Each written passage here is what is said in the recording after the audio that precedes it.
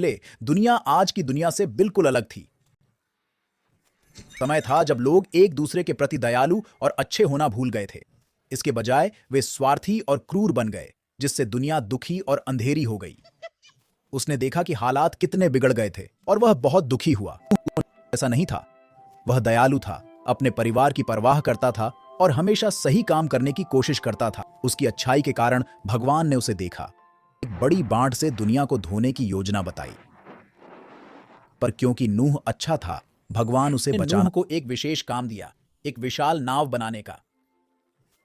कोई साधारण नाव नहीं थी, बल्कि इतनी बड़ी थी कि नूह का परिवार और हर जानवर का एक जोड़ा समा सके। नूह ने काम शुरू किया, भले ही लोग उसे समझ नहीं पा रहे थे।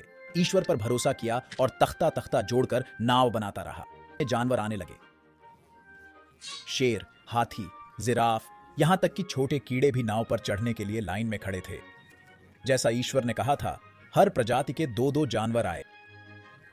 नूह और उसके परिवार ने उन्हें अंदर जगह दिलाई ताकि सभी जानवर आराम से रह सकें। सभी जानवर शांति से साथ रह रहे थे। यह एक सुंदर दृश्य था। फिर आसमान काला होने लगा और बारिश की पहली बूंदें गिरी। ऐसी बारिश हुई जैसी पहले कभी नहीं हुई थी।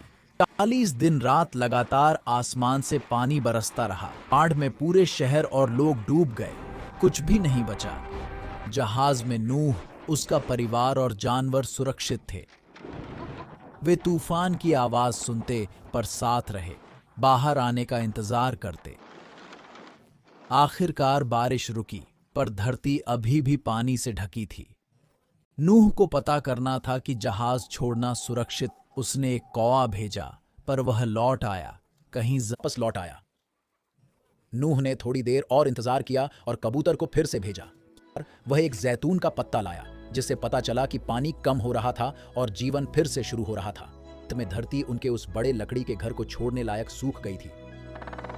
नूह ने परिवार और सभी जानवरों के साथ नाव का दरवाजा खोला और नरम कीचड़ भरी जमीन पर कदम रखा। उन्होंने अपनी टांगें फैलाईं और ताजी हवा में गहरी सांसें ली। दुनिया साफ और नई लग रही थी, जैसे कहानियों से भरने के लिए तैयार एक खाली पन्ना। फूल खिलने लगे और पेड़ फिर से लंबे और हरे होने लगे। जब नूह और उसका परिवार नई धरती पर खड़े थे, तब परमेश्वर ने फिर नूह से बात की। उसने एक बहुत खास वादा किया। ईश्वर ने वादा किया कि वह फिर कभी पूरी पृथ्वी पर बाढ़ नहीं भेजेगा। इस वादे के प्रतीक के रूप में उसने आकाश में एक इंद्रधनुष, वह चमकीला और रंगीन था, हर जीव के लिए ईश्वर के प्रेम की याद दिलाता था।